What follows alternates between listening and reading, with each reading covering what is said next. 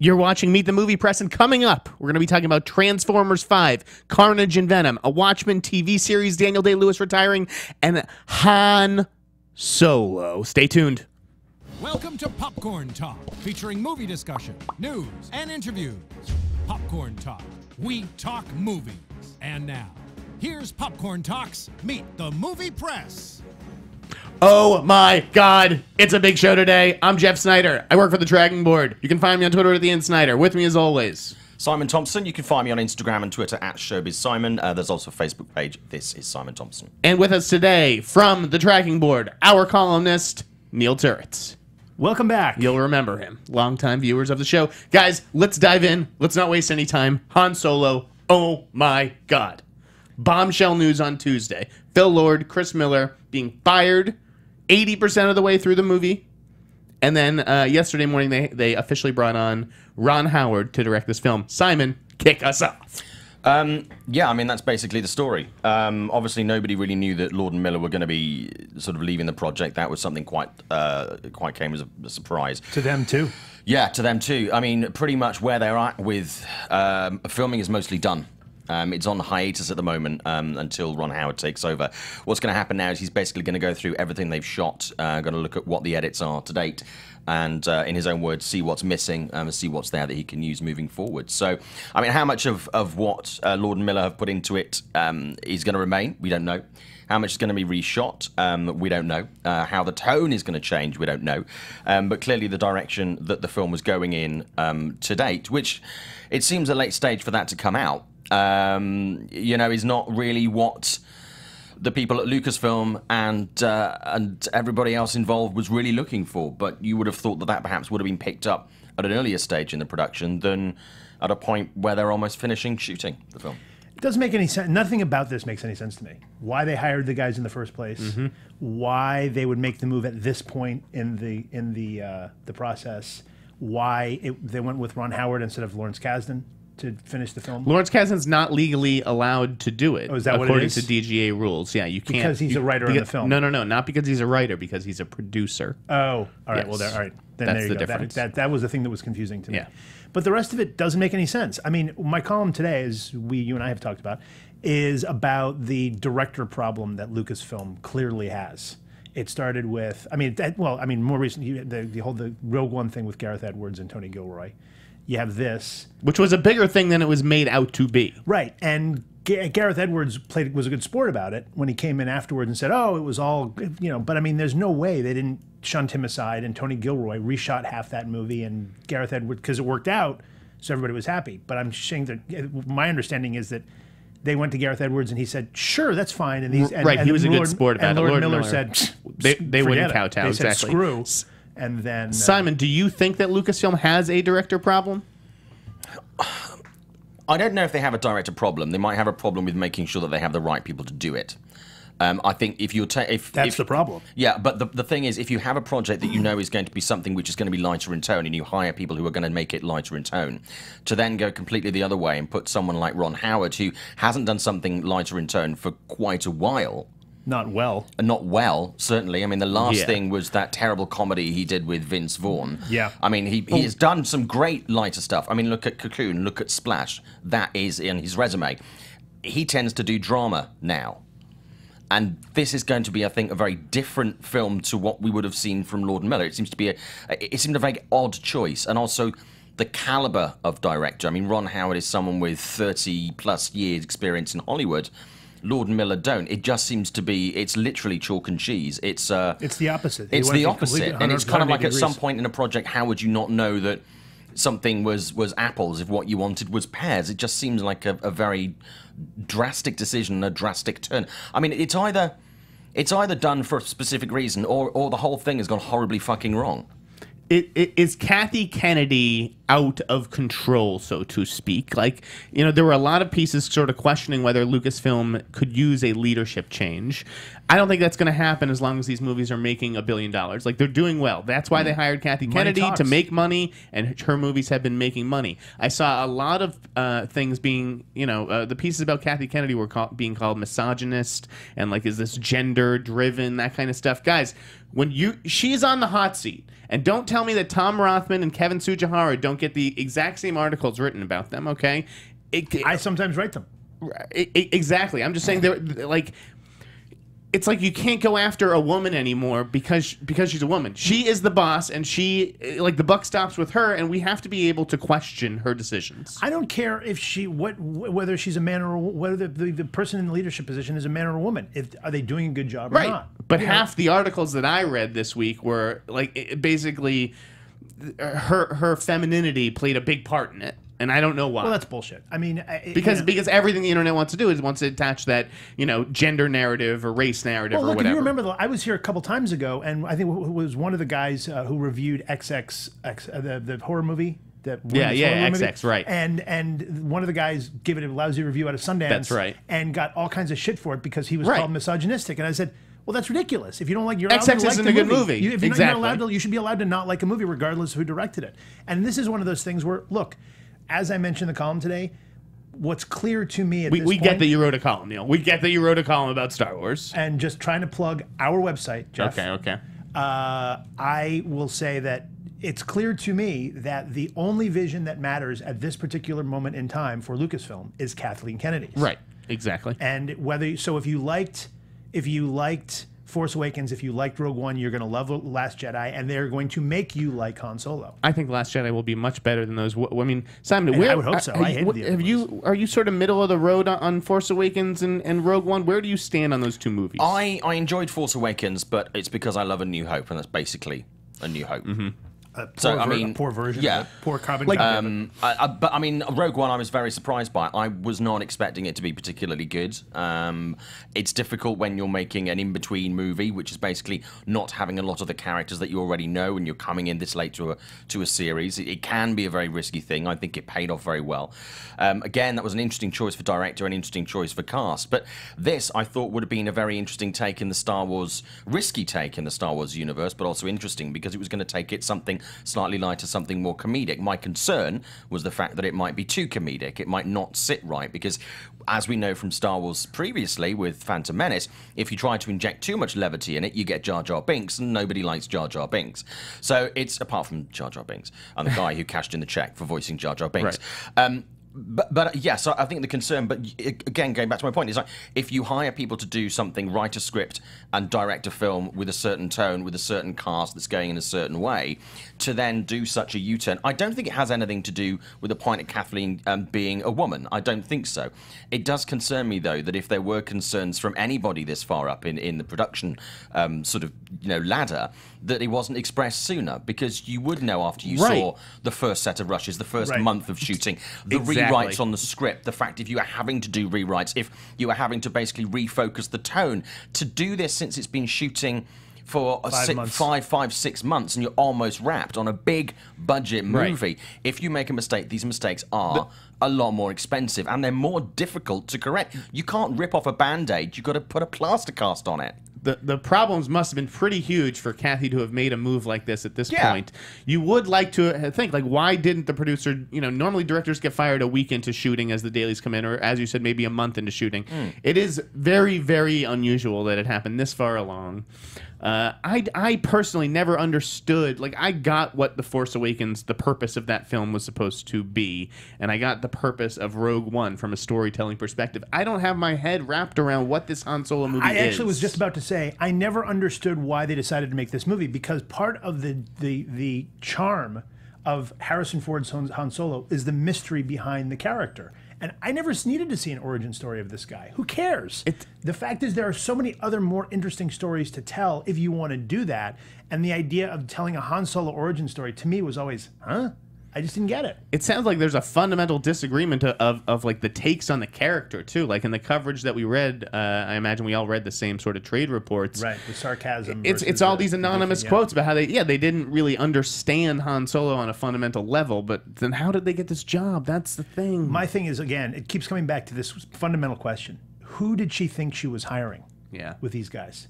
Who did she think she was hiring? And Caston really backed them, from what I understand. Like, he was really supportive. At first, but that went sour really quickly, apparently. And I guess they just, as we read, they didn't like sticking to the script that the Kasdans had wrote, Lawrence with his son John, and they just like to improvise. They gave the actors that room, and you know, Kathy's like, "What the hell are we doing here?" There's always the possibility that when you hire people for a project like this, if you are so confident that they are going to be the right people for the job, that you don't necessarily check their work on a regular basis, and then you very quickly find yourself down. I mean, obviously, I disagree with that. I think that Kathleen Kennedy is so hands-on and so micromanaging that she was watching all along the way, which again makes us wonder why she waited until now to make the move.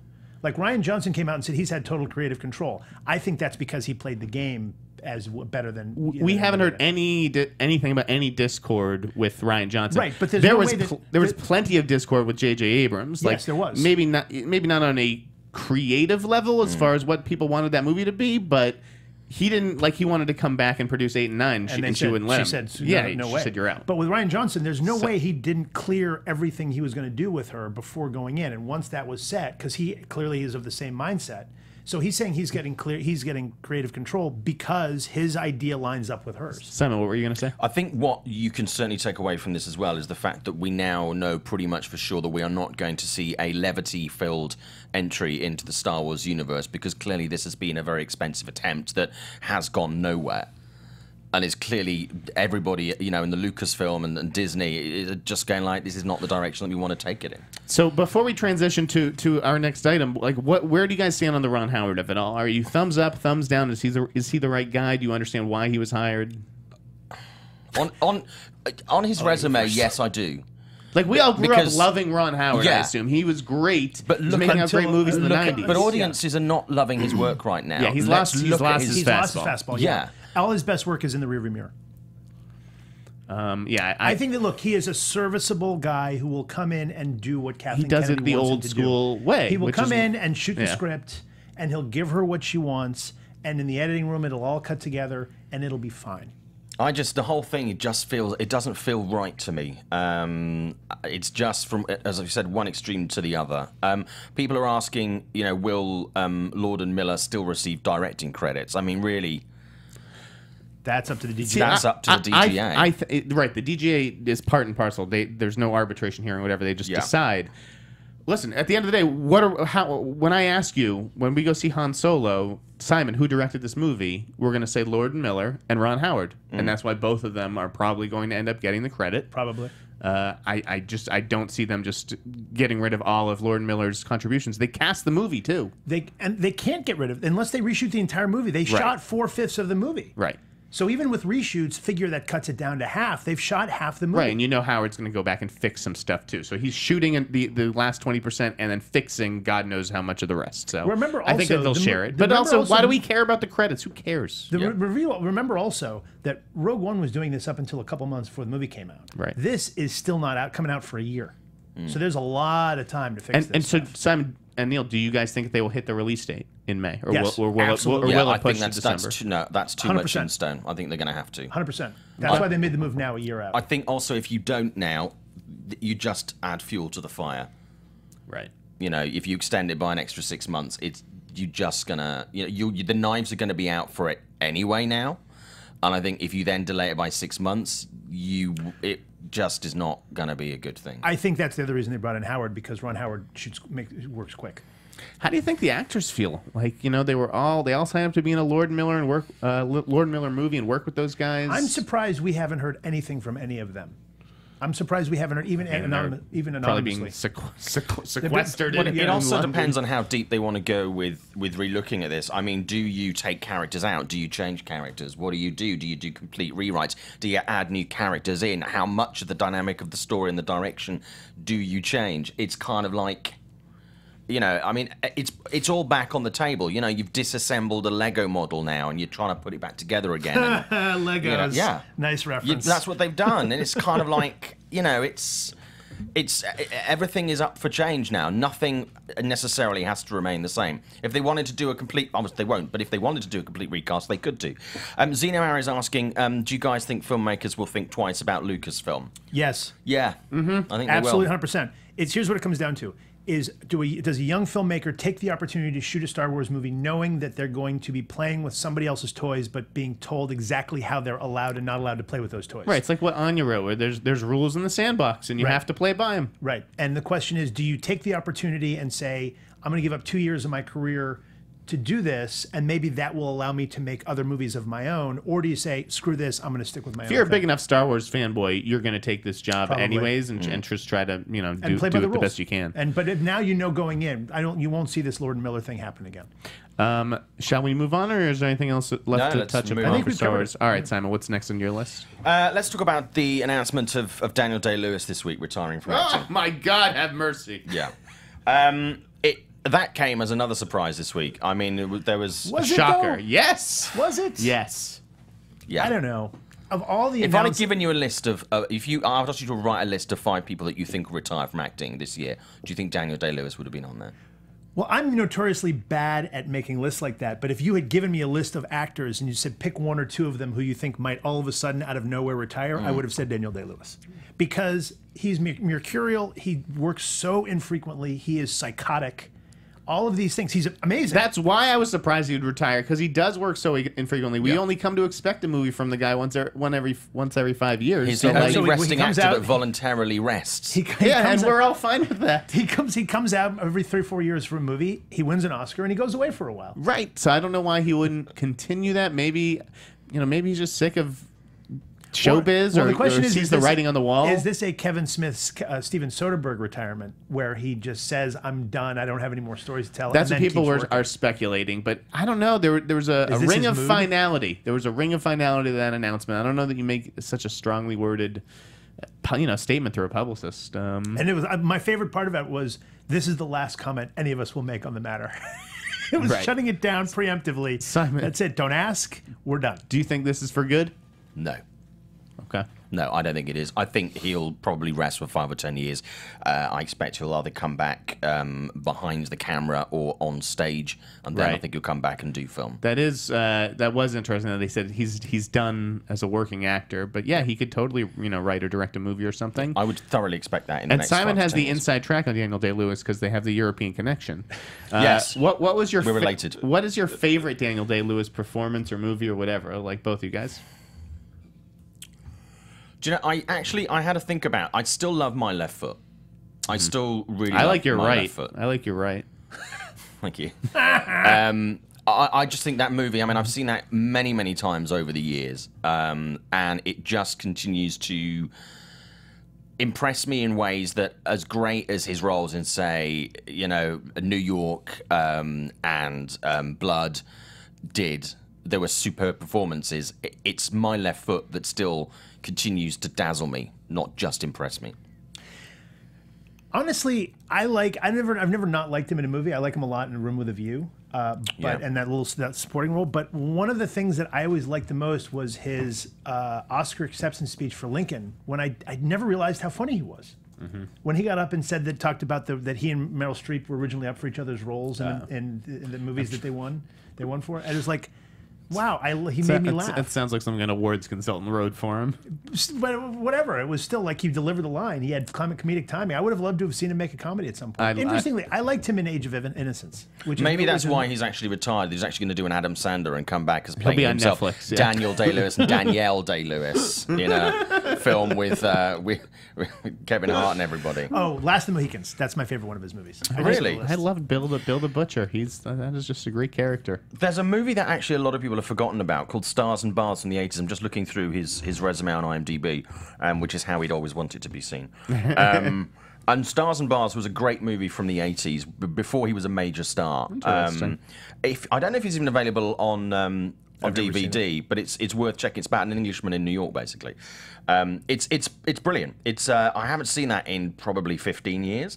But just seeing it on his resume, I'm like, actually, that's a film that a lot of people forget. And then his early work, like, My Beautiful Laundrette and stuff like that, are just really, really good. Well, we are certainly going to miss Daniel Day-Lewis. He's not dead. He's just not acting anymore. But we will see one more movie, Paul Thomas Anderson's Phantom Thread, which is a cool title. I don't think I was aware of that title before all this stuff went down. And that comes out on Christmas, and he will be doing interviews and promoting it, and I'm sure it'll be in the Oscar race. Yeah, he did actually say that he would promote the movie, which he didn't. Does he normally do? Did he promote Lincoln at all? Limited press for Yeah, that. I mean, A it's little bit? the normal people. Yeah. Okay, should we talk about Spider-Man? Yeah, let's talk about that. There's a couple of Spider-Man bunch things. of things going on in the Spider-Man universe. THR had a really good piece that basically said that Carnage is going to be the villain in the Venom movie, that we are going to see Kraven the Hunter and Mysterio pop up, but not in the Venom movie. They would sort of get their own movie or pop up in some other corner of the universe. What else did I miss in that story? I'm confused about something. As Venom is a villain, so there's a villain in a villain movie? It sounds like that. You're the Venom experts. I am no Venom what I'm expert. looking at you for. But I always assumed that it was. I mean, people don't often say this. If you look at Spider-Man 3, in that, Let's not. the Venom it's someone who becomes bad, becomes the villain. So it depends on if they want to go back and do the story of someone who becomes bad, becomes Venom, then you can have a second villain in there, because you're effectively starting off with a good guy or a neutral guy, and then you've got a villain.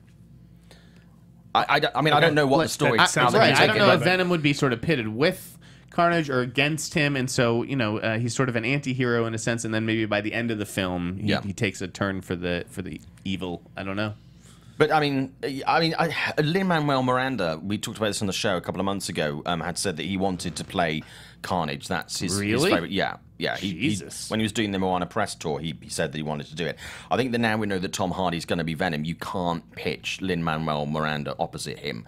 That would be like, it would look a bit weird, because Lin is quite small. Tom Hardy's built like a brick shithouse. I had heard that the prototype for Carnage was going to be Damian Lewis. That would work. Damian Lewis. Yeah. 2 Brits. Well, fellow redhead, I'm fine with that. And he's been killing it on Billions. Yeah, second season of Billions was No, great. I'm not saying that they want him. I'm just saying they want a guy like him. Yeah. That's sort of the casting model. I am available, casting people. If you want a redhead, right here, babe. Did you guys grow up reading these Spider-Man comics? Like, Yes. I've been hearing about Kraven the Hunter and Mysterio for years. I don't know these characters. Yes, I read them. Are you excited to see them on the big screen? Not especially. Kraven, yes. Kraven, yes. Mysterio was always... I never quite got Mysterio. He's got a goldfish bowl on his head. But Kraven is a fascinating character. I know you're looking forward to Silver and Black. No, I don't get that either. I literally know nothing. But you know what it is, right? Yeah. Silver Sable yeah. and Black Cat. Yeah, it'll be very. I'm But as curious I've to often see- found, it's a lot of the characters that I'm not overly familiar with or familiar with at all that I've actually enjoyed the most. It's not even second tier characters. These are fourth and fifth tier characters. It's kind of curious why they're doing that. It's just because, to me, I mean, it's a cynical kind of let's mine the Spider-Man world for as many of these films as we They can have get. to. Sony needs to mine their franchise IP and whatever. Right. But I think we're going to learn, or we're going to test with these Sony movies outside of this new Spider-Man film. Is it Marvel Studios? Is that the magic sort of secret ingredient? Because they're not. I don't think that they're involved in the Silver and Black. I don't. They don't seem to be. Yeah. So basically, is Marvel the only company that will be able to launch movies with fourth or fifth tier characters like Ant-Man, Doctor Strange? Well, we're going to find not out. That they're fourth or fifth tier, but second and third. We're going to find out from DC soon enough too, because they have a whole shitload of movies lined up with a lot of lower tier characters who are not mainstream, like the Gotham City Sirens, for instance. I mean, Marvel are already doing that on TV a lot. Right. Yes, but that's TV. That's Netflix. And even the ABC show Inhumans, Agents of S.H.I.E.L.D. But, oh yeah. To me, which is Inhumans is a spinoff of S.H.I.E.L.D. Yeah. Luke Cage and Daredevil are better than most Marvel movies. I totally agree with you. Do you like the TV shows more than the movies? I haven't dipped my toe completely into them, to be honest with you. I've seen some of Luke Cage, but Daredevil's I haven't watched great. the Jessica entire Jones series. is terrific. Yeah, I heard Jessica good Jones things is about it. dynamite. And then in another corner of the Spider-Man universe, I broke the news that Mahershala Ali and Brian Tyree Henry are going to join the animated Spider-Man movie. I'm told that they're going to be playing the Davis brothers. So Brian Tyree Henry from Atlanta would be playing Miles Morales' father, and Mahershala would play his uncle, who is involved in some shady dealings. I don't know that there's a way I could care less about the animated Spider-Man movie. Oh, I'm looking forward to it. That's just 'cause a we've never Lord seen Miller Miles. project, right? It is a Lord Yeah. Miller project. Do you think Lord and Miller are going to end up with The Flash? I think they're going to go back to that because they started that thing at okay, DC. They had conversations with DC about That's it. well, they wrote the initial outline, Right. And then I they saw went that off to make story Han on Solo. the wrap. I don't know. It sounded like it was just a meeting during a hiatus. I don't know if they end up coming back to that. I'd be surprised. I think Warner Brothers is already a little bit down the road with Zemeckis. I think that they want, I don't see that happening. You don't see that happening? I don't think Zemeckis directs the Flash. I just don't see it. Yeah. Could be wrong. That's happened before. I don't know. We'll see. There is no director yet. I guess Lord and Miller are now back in the mix, but I would be surprised if they did it. You know what I'd love to see them do? And then we can go back to what we're talking about. I would love to see them do something original because everything they've done so far is a licensed IP. And I would love to see them do something original from the two of them because they're really talented guys. I like their work. Yeah. Anyway, sorry. Simon, what should we go to next? We haven't got a teaser trailer or anything for it yet, but Jurassic World 2 got its official title this week. Oh boy. It came out. Jurassic World Fallen Kingdom is what it's being called. And the tag is Life Has Found a Way. Obviously, Life Has Found a Way. We know that from Jeff Goldblum's character. We know that his character returns. We don't know exactly what he's going to do in this one, but we know that he's back for this sequel.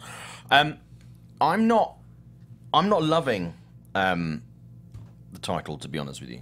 I did like your tweet about the T-Rex with the extra tooth. That was very funny. I was going to do another one where it just said, Life has found a way to hopefully make a better poster next time. Like, how many fucking posters can we see the goddamn dinosaur logo? And this one had little... I get that point, but it's actually one of my favorite movie logos of all time. It's an amazing, Yeah. logo, but it's like, I don't know, mix it up a little. Like this one had little flecks of like sparks of fire on it. It was like, what is that supposed to represent? Is that supposed to be any That's different? the kingdom that has fallen Right. is burning. I have never been a Jurassic Park, Jurassic World fan. I've seen all the movies, and every single one I kind of shrug and go. Every single one, not the first one too. All First four of one's a them. classic. First one, classic? Yes. Come on. Simon. Well, the first I Jurassic need Park. a ruling on this. First A Jurassic classic? Park. Yes. Yeah, it's A a classic. classic. Oh, Yeah. you guys A are classic. idiots. Yes. I don't even know. I'm leaving. Fallen Kingdom. It gonna be brings to sticking around mind for the final 20 Kingdom minutes of of the this. Crystal Skull. Like Spielberg loves these fucking kingdoms. And yeah, I just Fallen Kingdom. I don't like it. Yeah, I'm guessing. I mean, I don't know the plot of the movie. I'm going to guess that at some point, it's obviously on the island, and I think because they've been filming in London as well, I think the dinosaurs will be off Get the island. out. I think we'll see dinosaurs in a city. Another city, like just like And it didn't work last time. But I'm just It thinking works for that Babe. it did work for Babe Pig in the City. Jurassic World, Babe Dinosaurs in in the the City. City, I yeah. like that. That's a movie I See would if watch. that was an Sarah inspiration. Jessica Parker That's will what they sign would up say. for that. Dinosaurs in the City. Dear diary. I ate a man today. Yeah, I'm assuming that is the kingdom that's going to fall. I mean, they've been shooting stuff in museums, I believe, as well. So maybe that's. Yeah, I don't know. We'll see. see. Lots We don't of know. fun stuff to speculate over regarding Jurassic We World. do know, Fallen though, it Kingdom. leaked online today a picture from the set in Hawaii. One of the original Jurassic Park vehicles, number 4, appears in the movie. I wasn't gonna go see the Jurassic World sequel, and now I am because That of car that. is in there. Yeah. Because of that vehicle. I just bring those little tidbits. That I tip just the love box it. This is office. the news that people bother writing. Okay, let's see. Where else to go? Watchmen TV series. Yeah. Boo. Is this a good idea? This No. seems like a bad idea. It's a terrible, terrible idea. It's a terrible idea. Simon?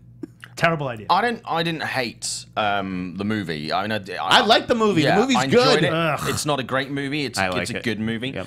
I think with TV, we're not going to get a sequel to that film, and I think there's more to be told in these stories. So I think TV works better for it, and I think if it's going to be on a channel, we don't know where it's going to land yet. I That's believe. it's HBO. It's HBO. Oh, HBO. Then you 'cause can Warner definitely Brothers do a owns lot of the good stuff with property. it. Yeah. Warner. It's Damon Lindelof. Does Yeah. that make you nervous? Is that like a good thing? I didn't watch The Leftovers. People say it's brilliant. The Leftovers is great. Yeah, The seasons 2 and 3, especially of Leftovers, are amazing, and it is one of the greatest final episodes of any show I've ever So seen. then you must be delighted by this news that he's taking. No, like no, why? Lindelof is very hit or miss for me. You know, I mean, but I Are you a think Lost guy?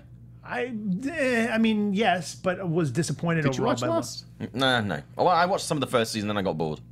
But I liked Lost. I like Lost a lot, but I was left with a lot of issues with Lost. But here's the thing: is that my issue is not with Lindelof as much as it is with Watchmen. I feel like the story has been told. We don't need to keep dipping back into it. It's the same thing with the comics. It's incredibly cynical. Like they keep doing these offshoots of the various characters, and it's not interesting to me. Are they going to tell the story that's in the graphic novel, or are they trying to come up with a new adventure to take the Watchmen on? And it's just like, we love these characters. If it's retelling the book, then it's like, we've already seen it. I mean, why do we need to tell the story again? You guys and it know just me. was a few years ago. I'm not a big comic book guy. Watchmen is the greatest graphic novel I've ever read. I think it's a true masterpiece. It's the greatest most. It's one of the it's one of the greatest ever. I'm down for this. I think That's I would love to see them bring back the cast. I was about to say that. I If they really do like that do cast. Yeah, get that cast. And they're all gettable. Yeah.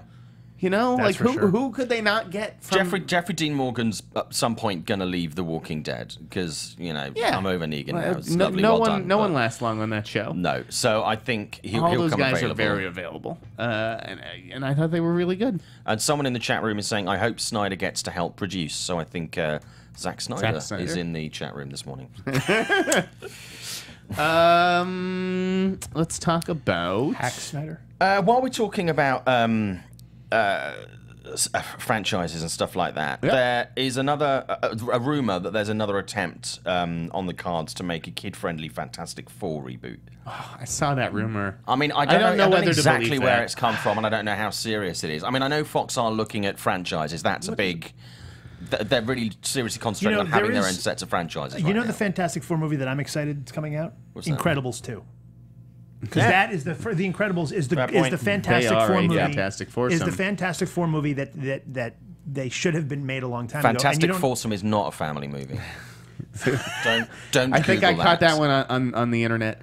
But The Incredibles is the ultimate Fantastic Four movie, and in my opinion, the single greatest superhero movie ever made. Bleeding Cool. That's insane, Neil. Sorry. That is insane. Bleeding Cool broke this Fantastic Four story, and Neil and Simon, forgive me if I was wrong about this. It would be about Sue and Reed's kids, but they're not in it. They're missing. So it'd be like bringing back Jamie Bell and Michael B. Jordan, but Kate Mara and Miles would be out. As far as I believe, yeah. Yeah, weird. I'm not familiar enough with the comics to know where a young Fantastic Four movie would go, if it would be about the Fantastic Four as we know it, their children, or about the Fantastic Four as little kids. Like, is this Diary of a Wimpy Kid with capes? I don't the get it. Fantastic Four is Reed Richards, Susan Richards, Johnny Storm, and Ben Grimm, the Thing. Thank you. That's the Fantastic Four. Anything else is not the Fantastic Four. It's that simple. Ratan Muti in the chat says, if you want to make another Fantastic Four movie, tease them in an X-Men movie. I mean, that makes sense. Because then you I would love to see those worlds collide. I mean, you have to do something drastic with Fantastic Four. You have to do something big. Well, that's just it. Is that if they've been talking they were talking for years about crossing over X-Men and Fantastic Four because Fox owns them both. Isn't there a ticking clock? That I don't know. I feel like there has to be a ticking clock where they have to show that development is moving forward. Otherwise, the rights revert. No? Like with Terminator. Something, yeah. that would be normal, yeah. While we're talking about sequels, Michael Bay, obviously Transformers 27 is out this week. Did you see it? No. You saw it though, right? I drew a line in the movie sand. I love the first Transformers movie. I really enjoyed that. The other ones, each time one has come out, I've been genuinely excited about it. I was excited about this. I just decided that no means no. So you were invited. You just made the choice. Yeah, I don't want to see the movie. Yeah, I have a busy week this week, and I was like, do I want to give 2 hours to a film that I'm probably going to come out disappointed? Because I would have felt bad about that. Because I would have taken you if you weren't invited. Because I did go alone. I couldn't find anybody who wanted to go to this movie with me. How is it? Honestly, I did not hate the movie, but I don't know if that's because the Transformers sequels have beaten the bar down so low. Like I just have such low standards. Listen, this is a bad movie. Yeah, okay. Don't get me wrong. I'm not saying it's a good movie by any stretch. It's still a Transformers movie. I'm just saying I liked it more than the last one. I was into it for like an hour and a half, and then the last hour, again, it's 2.5 hours long. Oh, these movies are so fucking long, and God, there's so much Even money Wonder on the Woman screen. was too long. Wonder Woman's good, but it's 20 minutes too long. Michael Bay is such a talented director, though, and it's hard not to watch Transformers 5 and at least appreciate some of what he does behind the camera. If you guys could hire Michael Bay to direct any sort of big budget property, what would it be? Han Solo? No, I'm kidding. Would you like to see a Michael Bay Star Wars movie? No. Like, would he have No. done better with Rogue One? No. I'd like to see Michael Bay just go back to doing proper action movies. Uh-huh. Like a Lethal Weapon, Like a kind of Lethal Bad Weapon. Boys. Yeah. Just, yeah. Bad Boys is a solid movie. The Rock is a good movie. Yeah. We just talked about this morning. Yeah, The Rock is a we'll good get to movie. that in a second, yeah. Let's get to it now. Shit. Well, he was doing press for Transformers this week, and people were asked about, it's the anniversary of The Rock. And he had come up... Is it? Is it? It's like 20... Maybe like It's 20 years. 20 years, yeah. It was 96. No, it was No, 96. yeah, it's 96. It was 96, So it's 21. like the 21st anniversary, 21. but not a major So, one. Yeah. The Rock is old enough to drink. Nice. So people asked him, I can't remember exactly who it was, but they basically said, have you ever thought about doing a sequel to The Rock? And he had an idea where it was Goodspeed and Mason basically being on the run with the government secrets. Microfilm. The right? microfilm. Yeah. Michael Bay, make that. Bring Sean Listen, Connery out of retirement. That's Nicolas the thing. Cage needs something to do. Sean Connery coming out of retirement for The Rock too. Put me. He's not coming out for anything. He could be in a hospice. Sean Connery is not Sean Connery as we know Sean Connery anymore. Okay, he's not there. But do something. Make that movie. Just maybe have Sean Connery. I would love to get in a time machine and have him make that movie in 1997. Michael Bihn's 98. available. Unfortunately, that is just even if you got someone to replace Connery, Tony Todd's they're not available. making Nick Cage studio movies anymore. No, they're like not. it's really both of them that are not studio options.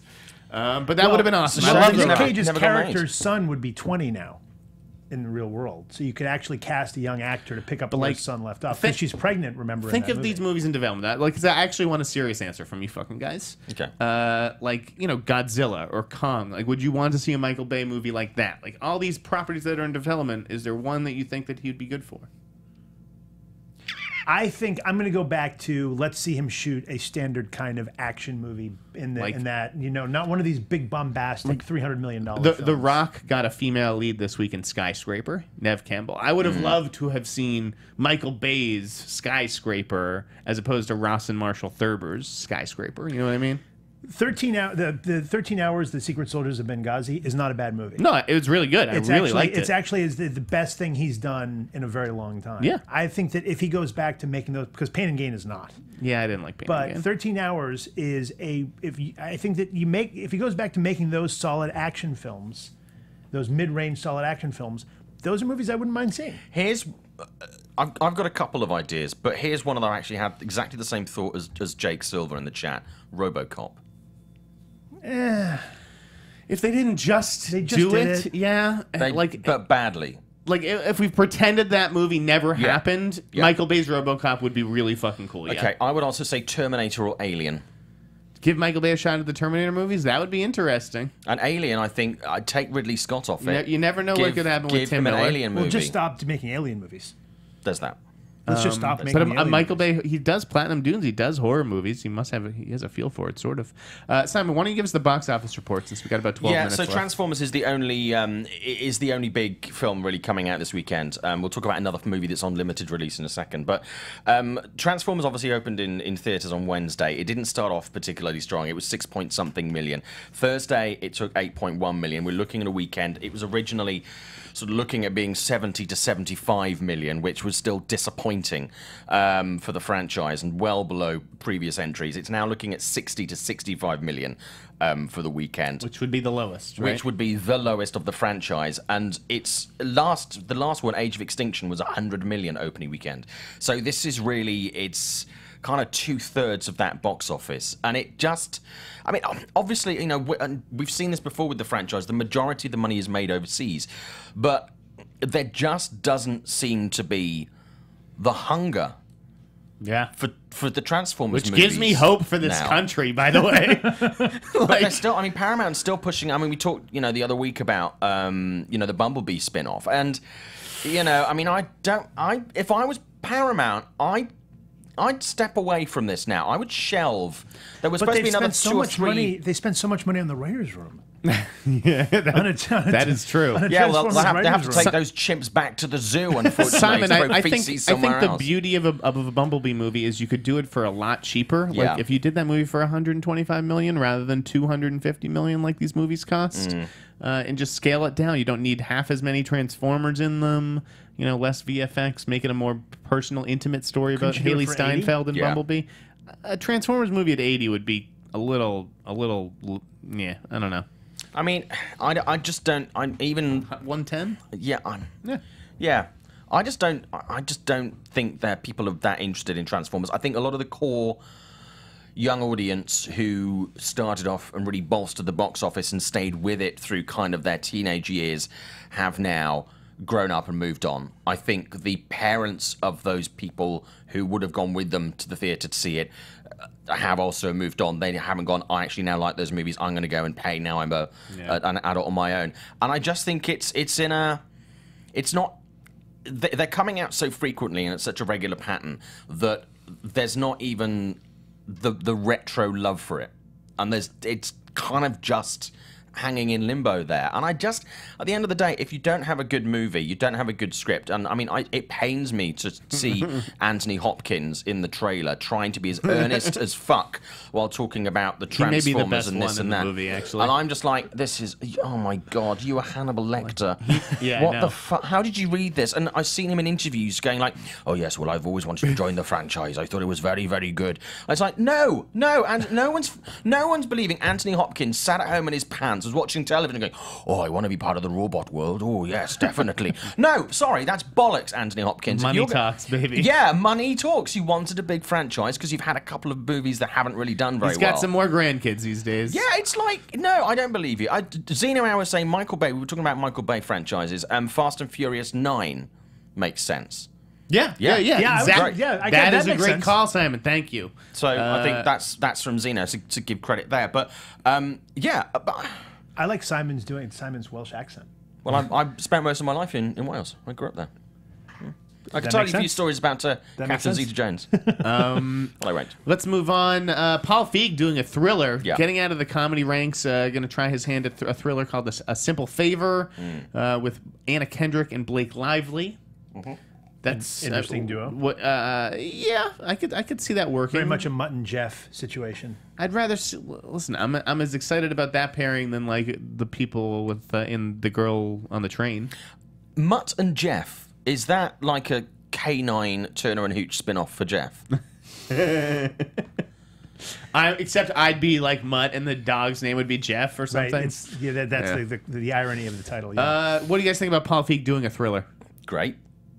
Yeah. I think he's a talented guy. You know, he misfired on Ghostbusters, but The Heat is great.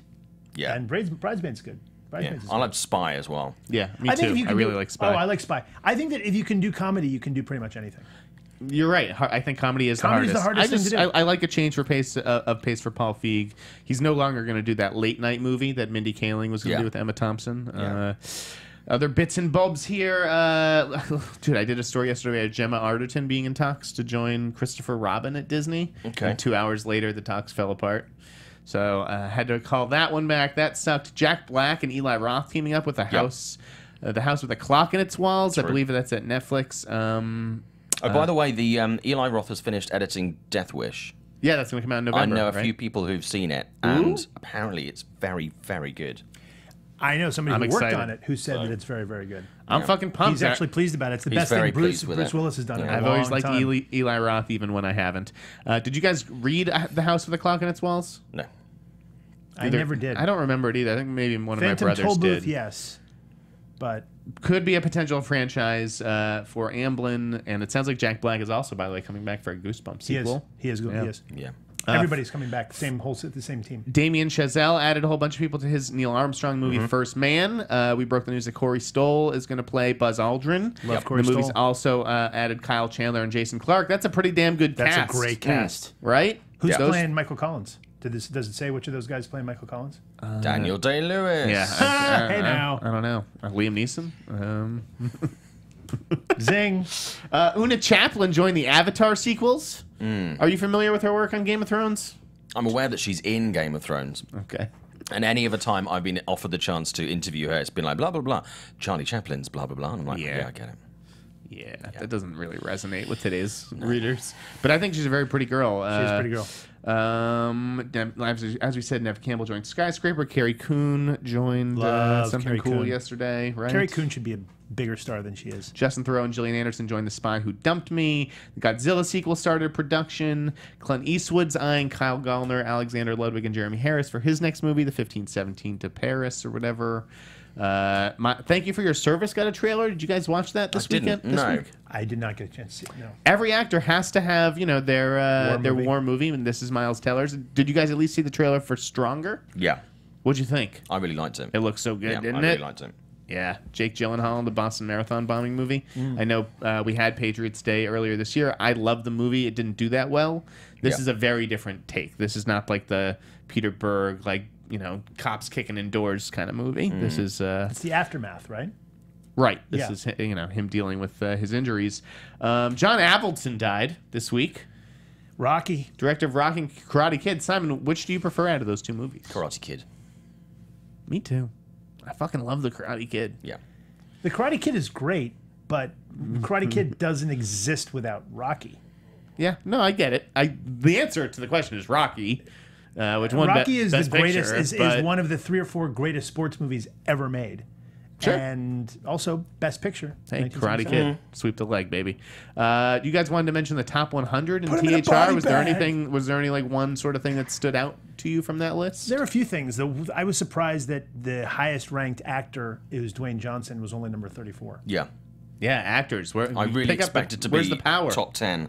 But also Vin Diesel was way down. Way down. Way down. And John Landgraf from FX is what did he say? He's 23. Yeah, I something would like have that. expected him to be higher. He's the best TV executive there is. Yeah, I mean the film. It seemed definitely. It's always film slanted, film heavy. There are a lot of TV people in there, though. Of course, but one was Bob Iger pays to be at the top of Disney. Simon, is there anything else on your list you wanted to say before we wrap up the show? Only one other thing. Saw 8, Saw Legacy, Jigsaw. as it was. Yeah, it's now called Jigsaw. Official title out in Halloween, so that's like 4 months. So Can this work? do you know what? I've said this before. I like the Saw movies, even the ones sort of late in the series. So I'm actually looking forward to this. For the last couple of years, we haven't had a good horror movie out at Halloween in movie theaters, and I think you should do. I think that should be a law. I think that should be written into the law of movies. It should be in the Constitution. You have to have a good horror movie to go and see on Halloween weekend. I just want to see some bodies ripped apart in creative ways. And Sometimes that's all you need. They should really use my tagline: "Let the games begin again." That's right. Cool. One other thing. You clearly missed your calling. One other thing. Talking again, Michael Bay going to do different franchise, an action franchise. Die Hard. No. Dude. Let Die Hard rest. Yes. No. Let Die Hard rest. No. Die Hard is not resting until No, I know, until but I'm it saying- is Get it- officially get it back on until track. Bruce is gone. Until Bruce- Get it dead. back on track. Interestingly, I had an idea. I pitched an idea for a 2-part Die Hard movie that would bring the whole story to a close. And it was considered. They have a Die Hard 6 in development. It's Len Wiseman. I would much rather see Michael Bay's Die Hard. Listen, is there anything else on your list, Simon? Did we cover everything? I want to make sure you're satisfied. I'm pretty done. Okay. Then I'm going to drop a little rumor. It's a little rumor time. Drew Goddard's movie. Bad Times at the El Royale. I know I'm not going to really get a chance to break this. Her representatives did not call me back. Have not heard back from the studio. I think this is all still very, very, very early.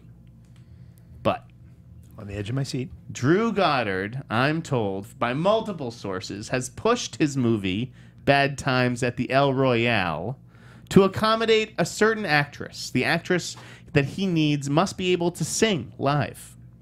The actress just had children. Interesting. Twins, in fact. And I hear And that does she Drew have Goddard. a blue older child? I hear that Drew Goddard is courting Beyonce Knolls to star in Bad Times at the El Royale. She has not acted since when? Goldmember? Was that? I have Was no she in a idea. musical? Maybe Dreamgirls? Dream- Dreamgirls was that or the after- Austin Powers movie? Yeah, that was It's after been a long Goldmember. fucking time since we've seen Beyonce Knowles. She flirted with Yeah. The Star Is Born. It's been a long time since we saw her do a movie, unless you're counting Lemonade. Anyways, Hollywood, desperate to have Beyonce back. So we'll see if that happens. Talking of A Star is Born, they are filming some scenes for that at Glastonbury Festival this weekend. Oh, if you're in Glastonbury, make sure to smile for the cameras. Look out for Bradley Cooper and Lady Gaga. Does that movie have a release date? Next year? I don't know. No, I don't think so. No. We have to wrap up the show. It was a big one, so thank you, Neil, for joining us. Always great to be here. Thanks for having me back. Even if I completely forgot that you were coming today. I have that effect. Where can the good folks find you? Tracking board, tracking-board.com, the site where we work together. And at Neil Turritz. And my Twitter is at Neil Turritz, NeilTuritz. And my column posts today. All right, look Monday, for Wednesday, it. Friday. Is it about Star Wars? It is about Lucasfilm, yes. That's cool. Yeah, you can find me on Twitter and Instagram at ShowbizSimon, and there's a Facebook page as well. This is Simon Thompson. Any pieces to plug? Anything coming up? I don't think so, actually. Okay. I'm seeing Spider-Man next week. So am I. Maybe I will run into you there and we'll sit in a little web together. And I am Jeff Sneider, editor-in-chief of the Tracking Board, tracking-board.com. At the Sneider on Twitter and Instagram. Thank you to the Popcorn Talk Network. Make sure to rate, comment, subscribe, all that fun stuff. And go and see The Big Sick if you're in New York or LA. Look for my interview with Michael Showalter. I'm going to try to get that up today. Have a good weekend, folks. Stay cool out there. From producers Maria Menounos, Kevin Undergaro, Phil Svitek, and the entire Popcorn Talk Network, we would like to thank you for tuning in. For questions or comments, be sure to visit popcorntalk.com. I'm Sir Richard Wentworth, and this has been a presentation of the Popcorn Talk Network. The views expressed herein are those of the hosts only and do not necessarily reflect the views of its owners or principals.